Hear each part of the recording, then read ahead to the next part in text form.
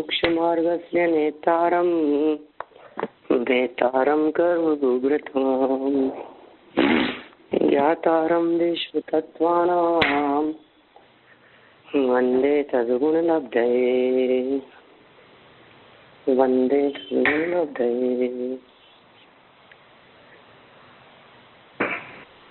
चतुर्थ सूत्र मोक्ष शास्त्र के आधार से यहाँ हमने चर्चा प्रारंभ की है और इस चर्चा में हम पिछली कक्षा तक 7 सूत्रों की चर्चा पूरी करके 8वें सूत्र की चर्चा प्रारंभ कर चुके थे। मूल सूत्र सत्संख्या क्षेत्र प्रश्न कालांतर बहुत महत्वपूर्ण सूत्र। इस सूत्र को हमने यहाँ शुरू किया था और इस सूत्र की चर्चा पूरी हो गई थी शायद।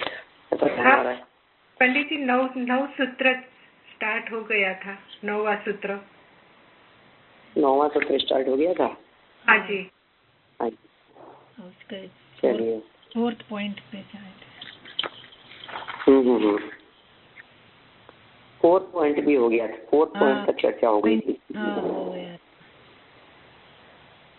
देखिए तत्वार्थ राजभारती ग्रंथ है।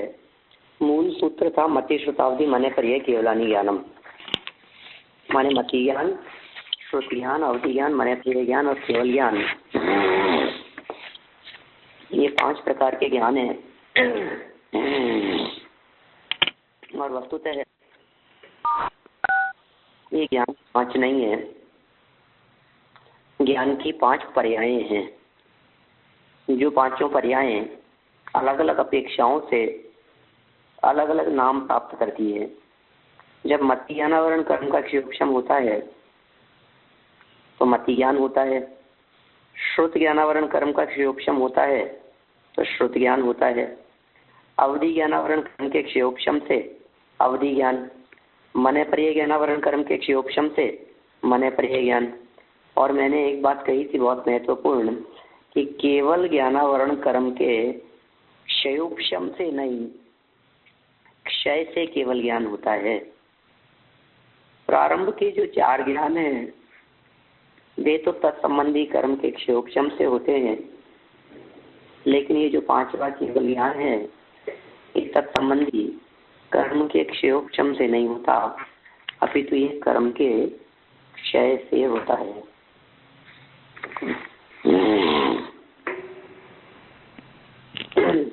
इन सब की अत्यंत संक्षिप्त परिभाषाएं पीछे बता दी गई थी।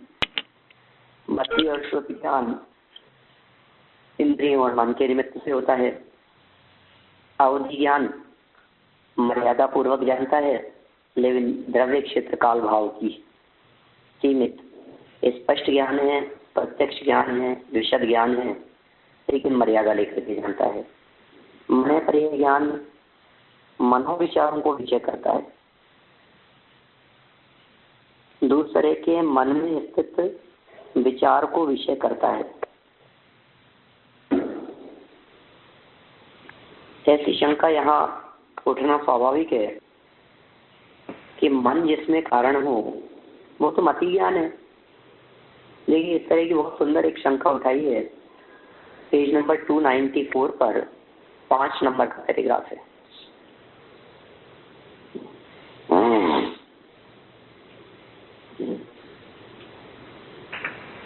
प्रश्न, आगम में मनसा मन है,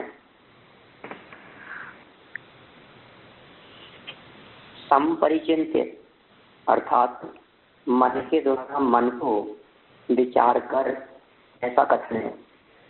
अतः मनोनिमित्त होने से इसे मानस मति ज्ञान कहना चाहिए।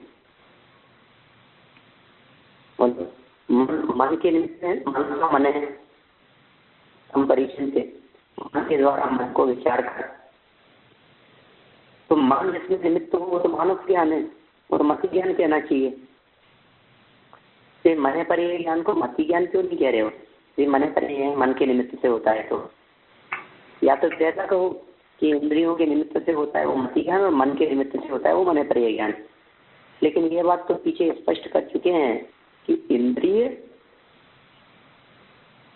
मन दोनों के निमित्त से, माने 5 इंद्रियां और 1 मन, इन 6 के निमित्त से होने वाला मति ज्ञान है। तो फिर मन के निमित्त से मन पर्याय की बात क्यों कर रहे हो?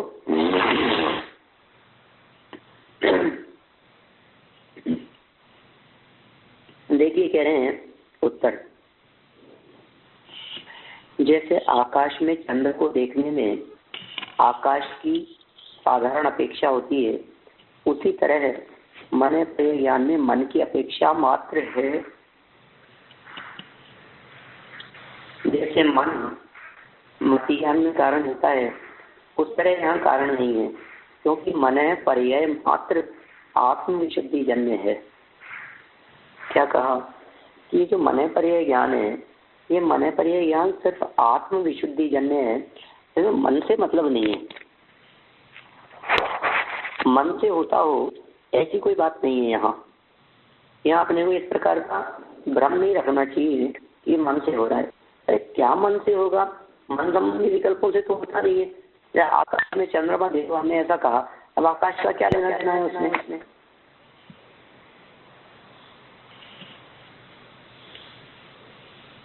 यहाँ का आकाश में देखो चंद्रमा, वो देखो आकाश में चंद्रमा दिख रहा है, तो आकाश देखते हैं कि चंद्रमा देखते हैं?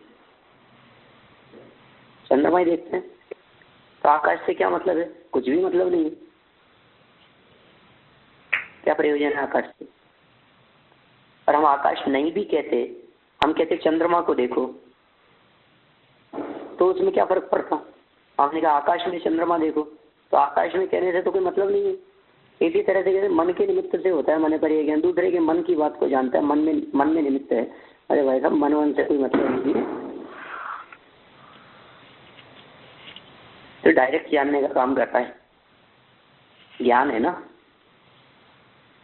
देखो मति ज्ञान स्वयं के मन के निमित्त से होता है, और मन पर्याय ज्ञान दूसरे के मन के निमित्त से होता है। बहुत बात विशेष कह रहा हूँ, है ना? क्या बात कह दी मैंने आपसे? मति ज्ञान में भी मन निमित्त है, मन पर्याय ज्ञान उसमें भी मन निमित्त है। अंतर क्या है दोनों में? मति ज्ञान में स्वयं का मन निमित्त है, और मन पर्याय ज्ञान में दूसरे का मन निमित्त है।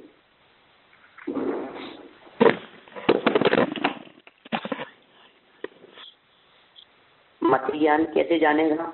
स्वयं के मन में जो बात आई है उसको जानेगा। और मन पर्याय ज्ञान कैसे जानेगा? कि हमारी आत्मविशुद्धि से, हमारे ज्ञान की निर्मलता से, हमारे परिणामों की निर्मलता से, हमारे चित्त की विशुद्धि से क्या होगा? कि हमारी जो चित्त की विशुद्धि हुई है, उस चित्त की विशुद्धि से दूसरे के मन में जो बात चल रही थी वो बात चल गई, स्पष्ट ज्ञान में आ गई। पंडित जी, तो आत्मा विशुद्धि जन्य कहा, लेकिन वो कर्मों के क्षयोपशम से होता है। दो बात, विशुद्धि और कर्म के क्षयोपशम, बराबर, दोनों साथ में चलते हैं। कर्मों की तरफ से देखेंगे तो कर्म का क्षयोपशम कहेंगे, और अपने आत्मा की तरफ से देखेंगे तो विशुद्धि की बात करेंगे। कर्मों को क्षयोपशम होने पर जो अंदर में विशुद्धि हुई, जो अंदर में निर्मलता हुई, वो निर्मलता रूप परिणाम तो आत्मा का ही है ना। वो निर्मलता किसकी है?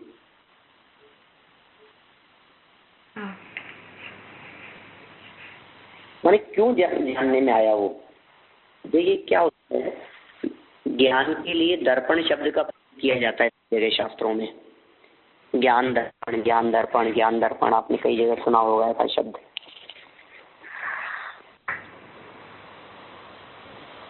जो ज्ञान दर्पण के समान है, वो ज्ञान कैसे जानता है जगत के पदार्थों को? कि दर्पण कैसे जानता है? दर्पण जितना स्वच्छ होता है, जितना निर्मल होता है, उसमें दूसरे पदार्थ उतने ही स्पष्ट और स्वच्छ दिखाई देते हैं, स्पष्ट दिखाई देते हैं। पदार्थ स्पष्ट कब दिखेंगे, क्लियर कब दिखेंगे? जब दर्पण क्लियर साफ स्पष्ट होगा तब। अब ज्ञान रूपी दर्पण जब स्पष्ट होता है तो उसमें जगत के पदार्थ स्पष्ट दिखाई देते हैं। कितने पदार्थ दिख रहे हैं, इट डिपेंड्स ऑन अपने ज्ञान दर्पण। हमारे ज्ञान दर्पण के ऊपर ही निर्भर करेगा वो कितने पदार्थ झलक रहे हैं, कितने पदार्थ दिख रहे हैं, कौन कौन से पदार्थ दिख रहे हैं, कब दिख रहे हैं, कैसे दिख रहे हैं। अब जैसे जैसे विशुद्धि बढ़ी अंदर में, ज्ञान दर्पण निर्मल हो गया, उसकी निर्मलता इतनी बढ़ गई कि उसकी निर्मलता के कारण जो पदार्थ सामने नहीं है वो पदार्थ भी दिखाई देने लगे। उसका नाम अवधि ज्ञान।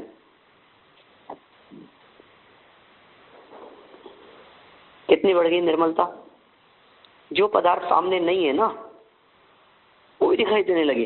क्या गजब निर्मलता है? और देखो आप, इतना ही नहीं, जो पदार्थ दूसरे के मन में जानने में आ रहे हैं, क्या जो पदार्थ दूसरे के मन में जानने में आ रहे हैं वो पदार्थ भी हमारे को दिखने लगे। ये कैसे हो गया? और अधिक ज्ञान दर्पण की निर्मलता। झलकनी तो है।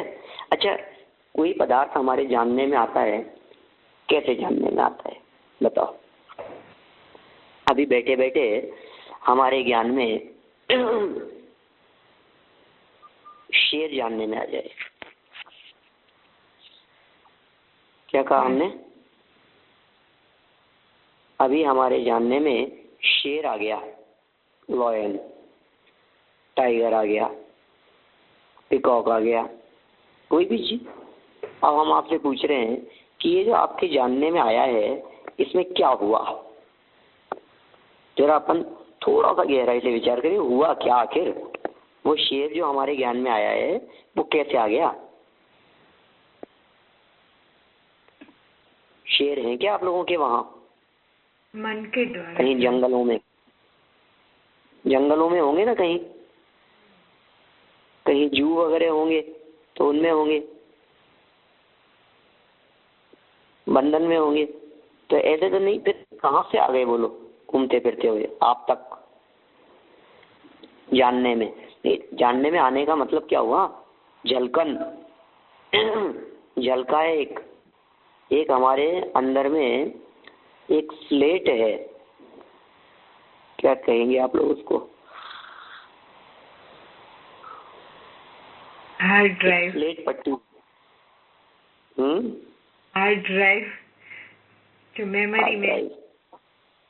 हाँ, अब उसमें वो चीज कैसे झलक रही है, कहाँ से आ गई है उठ करके? हम कभी सोचते हैं, आप लोगों से, जिन लोगों से हम मिले हैं, हम कभी आप लोगों के बारे में सोचते हैं तो आपका चेहरा सामने आ जाता है एकदम। ये क्या हुआ, कहाँ से आ गए? कितने हजार मील दूर हैं और कैसे एकदम आ गए हैं, कैसा चेहरे सामने आ गया? आप लोगों में से बहुत सारे लोग ऐसे होंगे जिन लोगों ने डॉक्टर भारिल को देखा होगा। अब हम आपसे पूछते हैं वो कैसे आ गए आपके दिमाग में? कई लोग ऐसे भी हो सकते हैं जिन्होंने गुरुदेव श्री कान्जी स्वामी को देखा है, तो कैसे आ गए आपके दिमाग में? यानी ज्ञान की जानने की क्या सामर्थ्य है, क्या अजब गजब की चीज है ये ज्ञान है? कुछ अलौकिक ही है इस ज्ञान की रिद्धि। मैं तो इसको रिद्धि कह करके पुकारता हूँ। ज्ञान रिद्धि है, चमत्कारिक रिद्धि है। ये दुनिया के किसी चमत्कारों की, मतलब दुनिया का कोई चमत्कार इस ज्ञान चमत्कार की बराबरी नहीं कर सकता।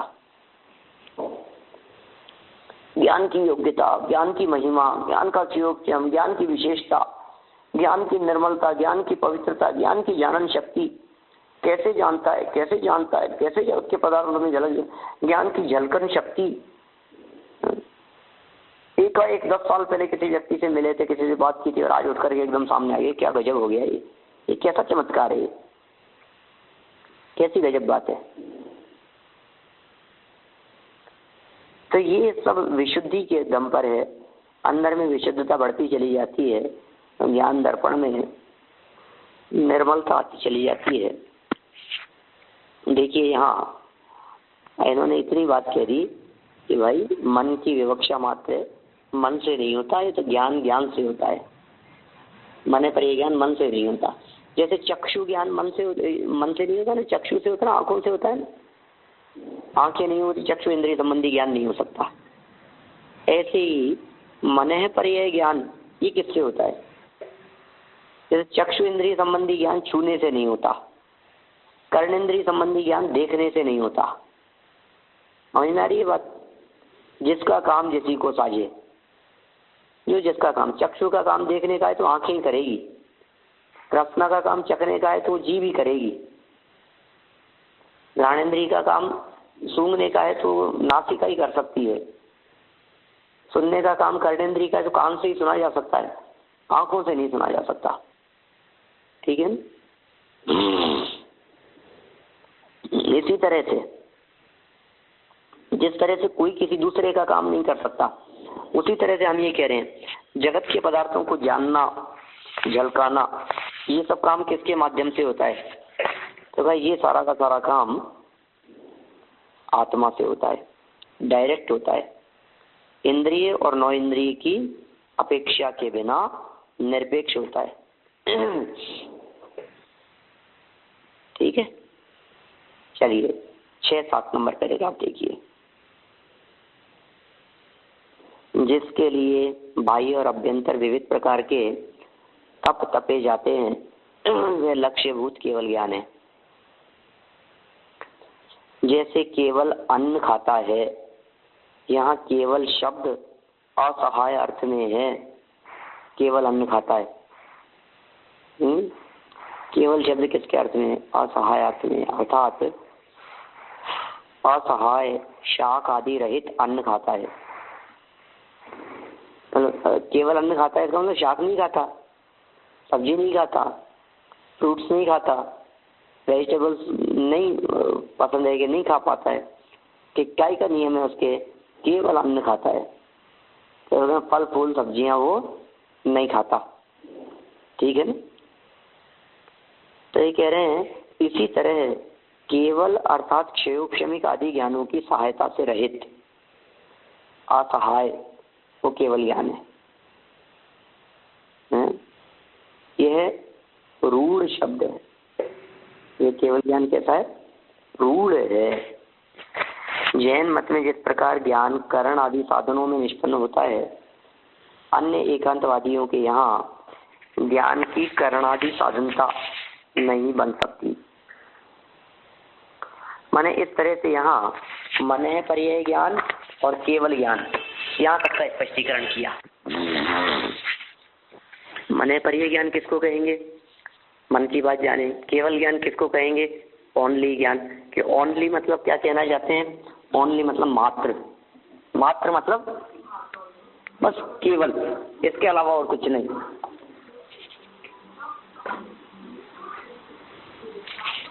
माने कभी कभी ऐसा लगता है कि केवल ज्ञान शब्द में जो केवल शब्द का प्रयोग किया गया है, यह प्रयोग समभिरूढ़ नय का प्रयोग है। आप जानते हैं समभिरूढ़ नय किसका नाम है?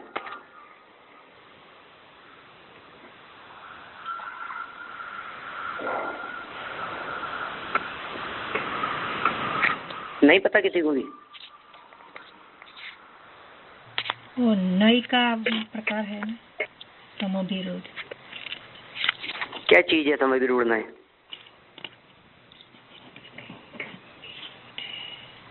आपने बताया था, भूल गए।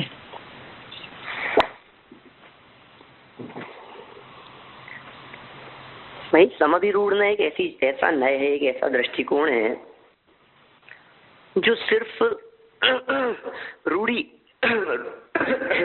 रूढ़िवादिता को ग्रहण करता है। रूढ़िवादिता को ग्रहण करता है इन सेंस, मतलब कुछ शब्द ऐसे होते हैं जो किसी विशिष्ट अर्थ के लिए ही होते हैं, उनका शब्दार्थ कुछ और होता है, डिक्शनरी वाला अर्थ कुछ और होता है,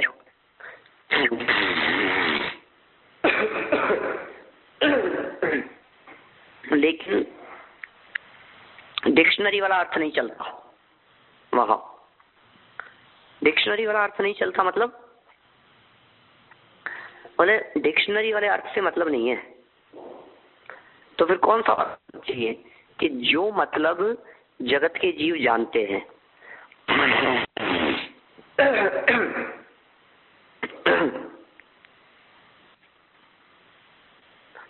वो शब्द किस अर्थ में प्रसिद्ध है, उस शब्द का मतलब जगत के जीव क्या समझते हैं, वो इम्पोर्टेंट बात है। जगत के जीव उस शब्द को सुनने के बाद में क्या मानेंगे, क्या समझेंगे, डिक्शनरी क्या कहती है, व्याकरणाचार्य क्या कहते हैं, विशिष्ट ज्ञानी लोग क्या कहते हैं, कोई मतलब नहीं है उस चीज से। लेकिन अभिप्राय क्या होना चाहिए उसका, बस उसका नाम है समभिरूढ़। रूढ़ी शब्द से बना है। जैसे बहुत सुंदर प्रसिद्ध उदाहरण कल परसों की क्लास में भी शायद 1-2 दिन पहले भी अपने आई थी ऐसी बात कि गच्छति थी गो, जो गमन करे उसका नाम गाय है।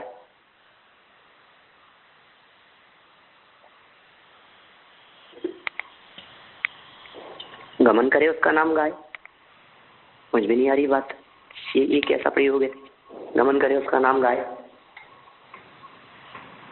जो गमन नहीं करे वो गाय नहीं है भाई। रूढ़ी अर्थ तो यही है।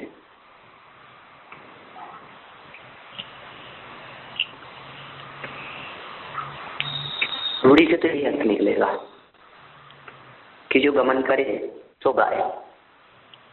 लेकिन अब गाय शब्द का अर्थ काऊ होता है, चलने फिरने वाली। सिर्फ गमन करते समय नहीं गमन करते समय भी वो गाय है।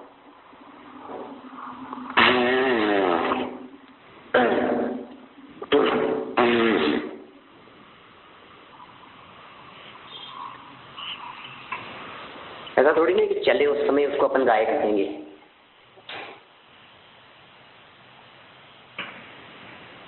नहीं चल रही है तब भी वो गाय तो है ही ना।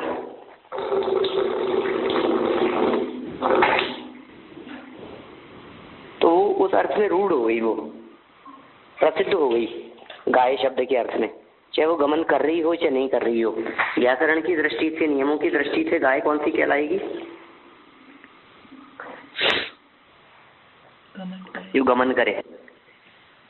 और प्रसिद्ध अर्थ क्या है गाय शब्द का,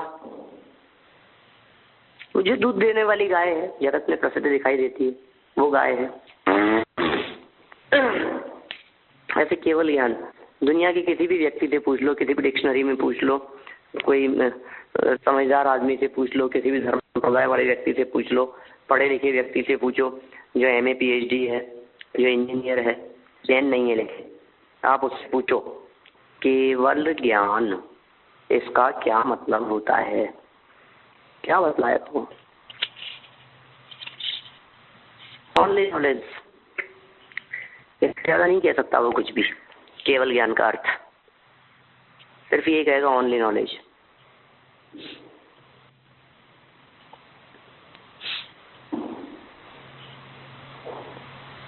और आपसे पूछे, बोलो कोई एक व्यक्ति जो ज्यादा पढ़ा लिखा नहीं है, बहुत ज्यादा डिग्रियां नहीं है जिसके पास में, लेकिन जैन है, तत्वाभ्यासी है, हमने उससे पूछा आप बताओ साहब केवल ज्ञान का मतलब क्या होता है।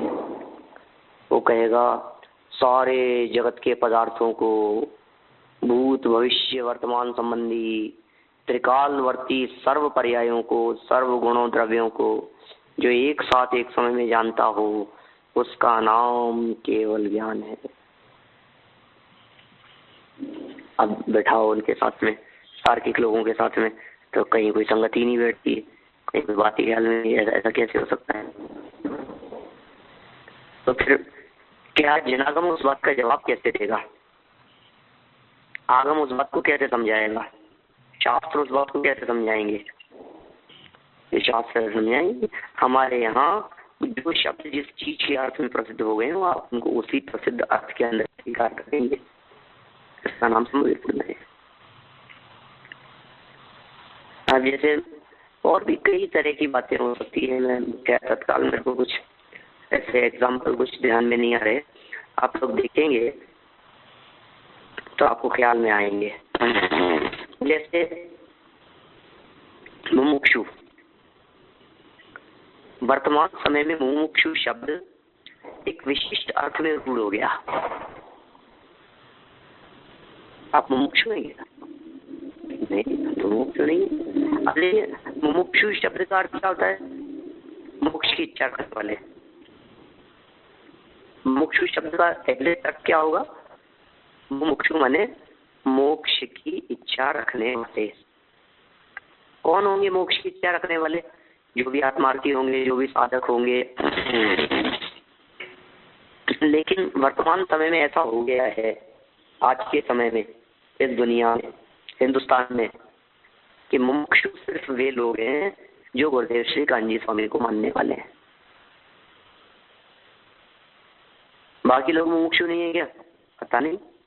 तो मुमुक्षुओं की बात है। तो मुमुक्षुओं की बात, मुमुक्षु मंडल माने कान्जी स्वामी वाले, मुमुक्षुओं का संगठन, मुमुक्षुओं का मंदिर अलग।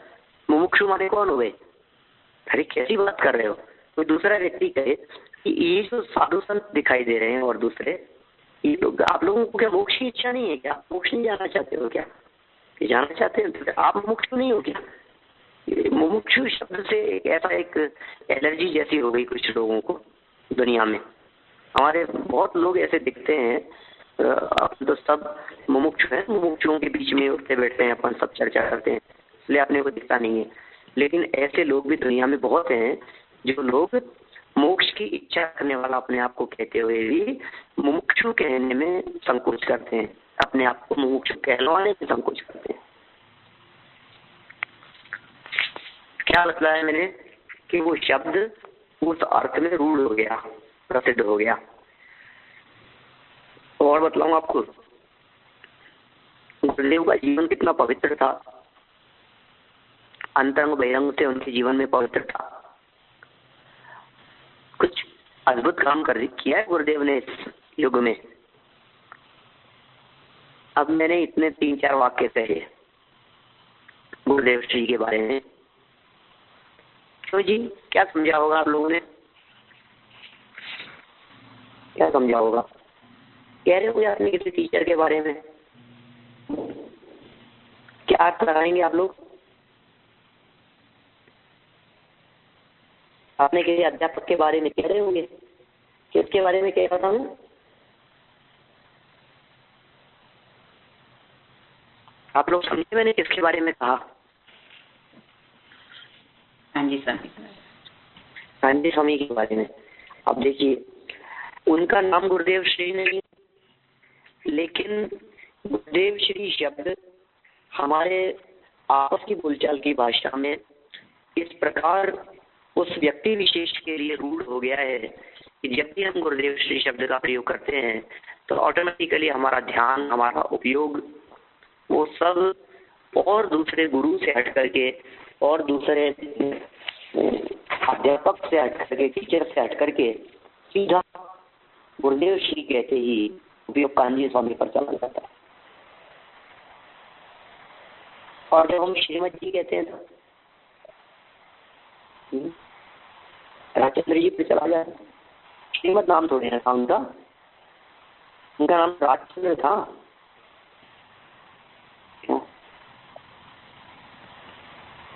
जब हम गांधी जी कहते हैं तो गांधी जी ऐसा कहते हैं। तो मोहनदास करमचंद गांधी को दिखते हैं जिन्होंने हिंदुस्तान को आजाद कराया था। गांधी तो बहुत फैमिली है, मुख्यों में बहुत सारे गांधी हैं। मुंबई गली से थे तो गांधी फैमिली बहुत मुंबई में बहुत सारे लोग हैं जो गांधी सरने में जिनका। क्या वो गांधी जी क्या उनके लिए बात चल रही है? नहीं, गांधी जी तो एक ही है। तो ये गांधी नहीं है। ये शब्द किसी विशिष्ट चीज के बारे में रूढ़ हो गए, प्रसिद्ध हो गए। इसी तरह केवल ज्ञान जिसकी यहाँ बात की जा रही है, यह केवल ज्ञान किस अर्थ में रूढ़ हो गया?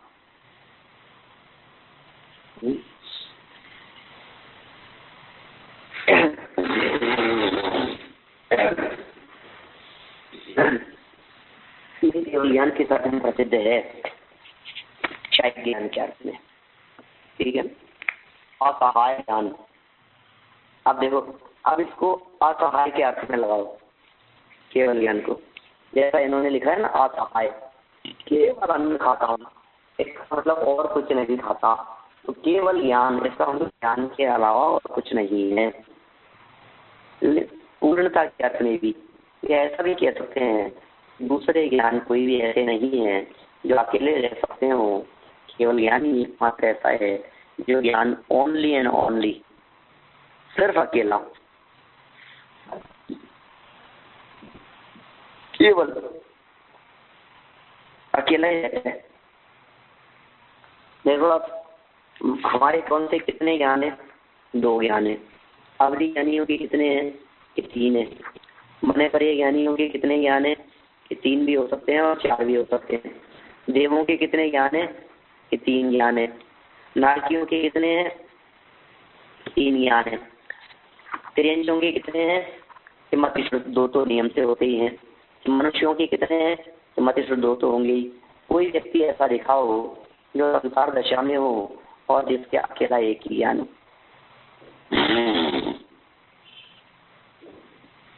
होता ही नहीं। तो अकेला ज्ञान होता ही नहीं। तो जो अकेला ज्ञान है, इसका मतलब है उसको किसी और ज्ञान की जरूरत नहीं है। उसे हम क्या कहेंगे? असहाय। कौन सा ज्ञान है वो? केवल ज्ञान, ठीक है। जैन मत में ये केवल ज्ञान की इस प्रकार की बात कही गई है। एकांतवादियों के यहाँ ज्ञान की करणादि साधनता नहीं बनती, उन्हें वो साधन नहीं है जानने का। यदि इन्होंने जो प्रकरण दिया है, लगभग 2-3 पेज का प्रकरण, ये प्रकरण कुछ थोड़ा सा हो सकता है आप लोगों को अरुचिकर लगे, लेकिन फिर भी क्योंकि तर्क इसमें कुछ दिए हैं, अपन लोगों को जानना तो चाहिए। और विशेष गहराई में नहीं जाना चाहें तो कोई बात नहीं, हमें कम से कम एक बार उनकी बातों को भी सुनना तो चाहिए। ले क्या कहते हैं? 294 89 नंबर, 8 और 9 नंबर हो गया ना। अब 10 नंबर देखिए, इसका स्पष्टीकरण कर रहे बौद्ध दर्शन के हिसाब से। फिर सांख्य आदि दर्शन की चर्चाएं की। सबसे पहले बौद्ध वाले क्या मानते हैं? जो बौद्ध आत्मा का ही अस्तित्व नहीं मानते, उनके यहाँ कर्ता का अभाव होने से ज्ञान में ज्ञायते अनेन यह करण प्रयोग नहीं हो सकता। क्या कह रहे हैं? करण प्रयोग जानते हैं आप क्या चीज है? करण एक विभक्ति है, तृतीय विभक्ति कहलाती करण। संस्कृत जिन्होंने कुछ थोड़ी बहुत पढ़ी होगी, नॉलेज में होगी बात। करण शब्द का प्रयोग होता है तृतीय विभक्ति के अर्थ में। तृतीय द्वारा, तृतीय साधन। तृतीय क्या है? साधन है। कैसा साधन है? किसके द्वारा हुआ? राम के द्वारा लंका पर विजय प्राप्त कर ली गई, लक्ष्मण के द्वारा रावण का वध किया गया, ठीक है ना। किसके द्वारा? कोई काम किससे हुआ? यह काम इसके द्वारा हुआ। कुम्हार के द्वारा घड़ा बनाया गया, कुम्हार के द्वारा साधन, करण। बौद्ध दर्शन में उनके यहाँ करण का प्रयोग नहीं हो सकता। ज्ञान करण की चर्चा चल रही है। जैन मत में जिस प्रकार ज्ञान करण आदि साधनों में निष्पन्न होता है, वैसा एकांतवादियों के यहाँ ज्ञान की करणादि साधनता नहीं बन सकती, नहीं बन जाती। हमारे यहाँ तो ज्ञान जानने का साधन है ना, ज्ञान का साधन है, जानने का माध्यम है। किसके माध्यम से जानते हैं? ज्ञान के माध्यम से जानते हैं। तो कह रहे हैं एकांतवादियों के यहाँ, दूसरे एकांतवादी हैं, उनके यहाँ ज्ञान का साधन मानने की बात नहीं बन सकती। सबसे पहली बात इन्होंने उठाई है बौद्ध के संदर्भ में। ठीक है, बौद्ध आत्मा का अस्तित्व नहीं मानते, तो कर्ता का अभाव हो गया। आत्मा का अस्तित्व नहीं मानते, कर्ता का अभाव हो गया, तो ज्ञायते अनिल ये करण प्रयोग नहीं हो सकता उनके यहाँ। जैसे फरसे के प्रयोग करने वाले देवदत्त के रहने पर ही फरसा छेदन क्रिया का करण कहा जा सकता है। बहुत सुंदर कर दिया है आचार्यों ने कि फरसा जो है, फरसा जानते हैं ना आप, कुल्हाड़ी जैसा लकड़ी काटने का। अब वो साधन है ना, नेगा राम ने कुल्हाड़ी से लकड़ी काटी, इसका मतलब राम ने कुल्हाड़ी के द्वारा लकड़ी काटी। तो करण क्या है यहाँ? एक करण है कुल्हाड़ी। समझ में आ रही है ना आप लोगों को? कुछ कठिन तो नहीं लग रहा है? हाँ जी, अभी ये बौद्ध मत का है ना ये सब? हाँ, बौद्ध मत का है। तो देवदत्त के रहने पे फरसा जो है करण होगा।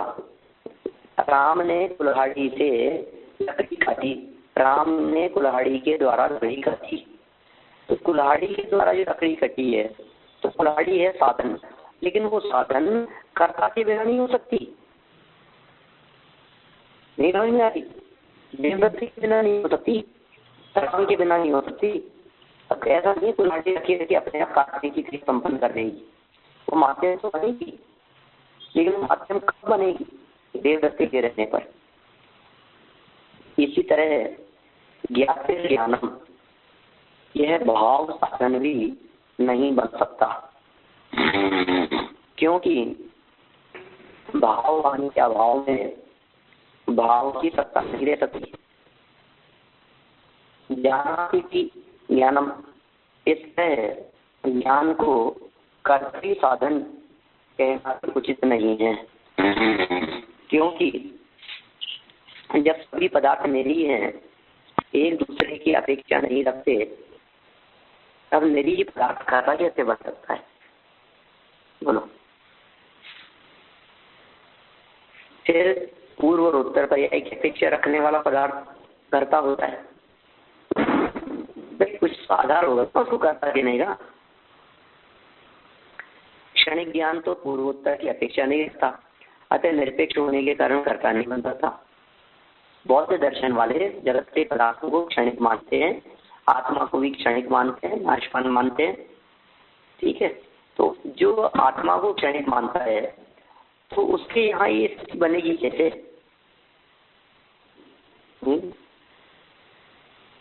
संसार में करण के व्यापार की अपेक्षा रखने वाला पदार्थ कर्ता होता है। क्या?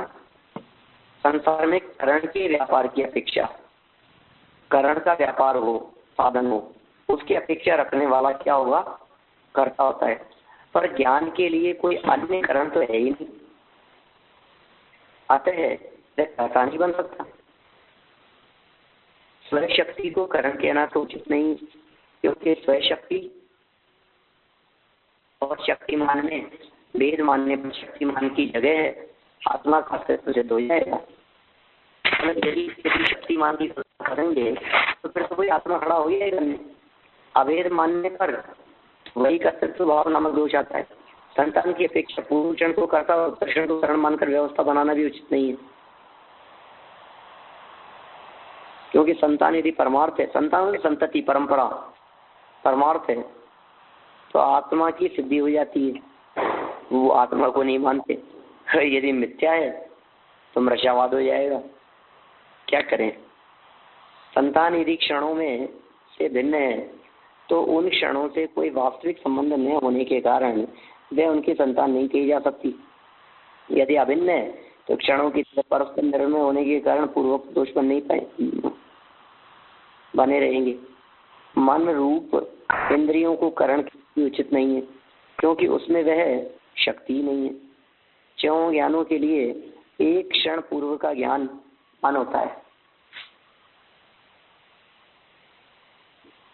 यह उनका सिद्धांत है।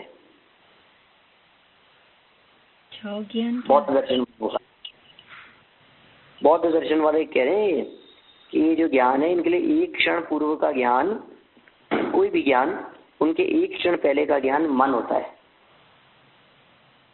इसलिए अतीत ज्ञान रूप मन इंद्रिय भी नहीं हो सकता।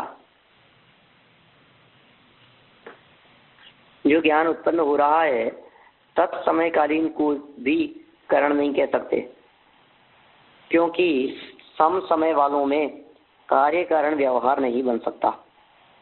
जैसे कि एक साथ उत्पन्न होने वाले दाएं बाएं दो सींगों में परस्पर ज्ञान में जानना, इस प्रकृति को छोड़कर अन्य कोई अंश तो है नहीं जो जानने वाला बनकर कर्ता हो सके। क्षणिकवादी के मत में कर्तृत्व जब एक क्षणवर्ती है तब वह अनेक क्षणवर्ती कर्तृत्व शब्द से कहा ही कैसे जाएगा।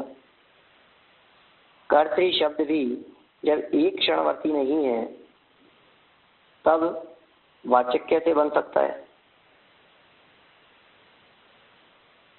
संतान की अपेक्षा दृष्टि से वाच्य वाचक संबंध बनाना भी समुचित नहीं है,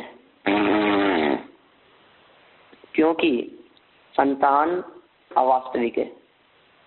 तत्व को सर्वथा वाच्य कहना तो नितांत अनुचित है, क्योंकि अवाच्य पक्ष में उसे अवाच्य शब्द से भी नहीं कह सकेंगे। अतः तत्व प्रतिपत्ति के उपाय का भी लोप हो जाएगा। जो अवाच्य कहते हैं, अवाच्य मतलब बोला नहीं जा सकता। जो ये कहते हैं कि तत्व अवाच्य है, उसके बारे में कहा नहीं जा सकता, तो फिर और लोगों को कैसे हम कहें। अब ये बात बोल कैसे सकते हो आप? अरे आगे हम कह नहीं सकते ये बात तो कह रहे हो। स्ववचन बात जैसी बात हो जाती है ना। किंच कर्तव्य साधन और करण साधन दोनों को जानने वाला एक व्यक्ति ही यह भेद कर सकता है कि ज्ञान कर्तव्य साधन है, करण साधन नहीं है। जब क्षणिकवादी के यहाँ प्रत्येक ज्ञान एक अर्थ को विषय करने वाला और क्षणिक है, तब निर्णय ही नहीं हो सकेगा। जो व्यक्ति सफेद और काले को नहीं जानता, वह ये काला है सफेद नहीं, यह विधि निषेध कर ही नहीं सकता। बोलो, सफेद और काले दोनों को नहीं जानता ना जो व्यक्ति, अब उसकी क्या स्थिति होगी जो सफेद और काले दोनों को नहीं जान रहा है। ये काला है सफेद नहीं, यह विधि निषेध कर ही नहीं सकता। फिर वो एक को जानना जरूरी है, उसको बिना जाने वो प्रतिपादन नहीं कर सकता। ये सारी बातें ऐसी लग रही है जैसे अपने को कि सारी हमारा क्या इसमें लेना देना है और हम क्या करें, कुछ अप्रयोजन भूत जैसी लगती है अपने को ये सब बातें। तो आप तो सिर्फ इतना मान करके चलिए, इस पूरे जो अभी अपन ने बौद्ध दर्शन संबंधी प्रकरण पढ़ा है, प्रकरण को पढ़ने से कि भाई जैन दर्शन में ज्ञान को जानने के साधन रूप से स्वीकार किया गया है। तो आप मान लीजिए ज्ञान जानने का साधन मात्र है।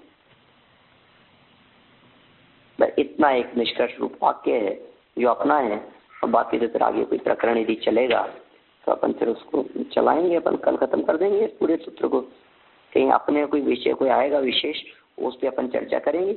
और ये जो अन्य मतियों संबंधी जो इस तरह के कोई प्रकरण आते हैं उनको फास्ट आगे बढ़ के भी निकल सकते हैं। हाँ बोलिए। ठीक है ना, कही जो ये जो अभी 10 नंबर का था उसमें पॉइंट कि आत्मा बगैर ज्ञान नहीं है और ज्ञान बगैर आत्मा नहीं है, ऐसा है ना। कि आत्मा ज्ञान नहीं है तो आत्मा जड़ हो जाएगा, जड़ ज्ञान न बगैर आत्मा भी ऐसा कुछ आता है ना, मीनिंग निकलता है। हाँ, नहीं कह सकते हैं ना, ऐसा ज्ञान के बिना आत्मा नहीं और आत्मा के बिना ज्ञान नहीं, ये बात भी कही जा सकती है। दोनों में नित्य तादात्म्य संबंध है। ज्ञान और आत्मा में नित्य तादात्म्य संबंध है। तादात्म्य संबंध बहुत मतलब ऐसा है कि एक में एक है,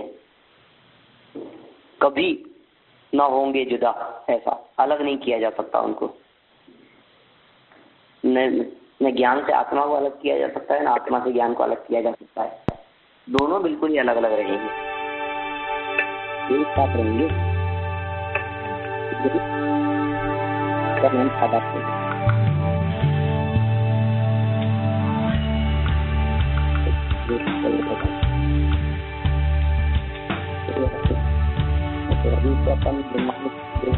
बात सीखने सकते हैं, कल प्रकरण को थोड़ा देकर और आगे बढ़ा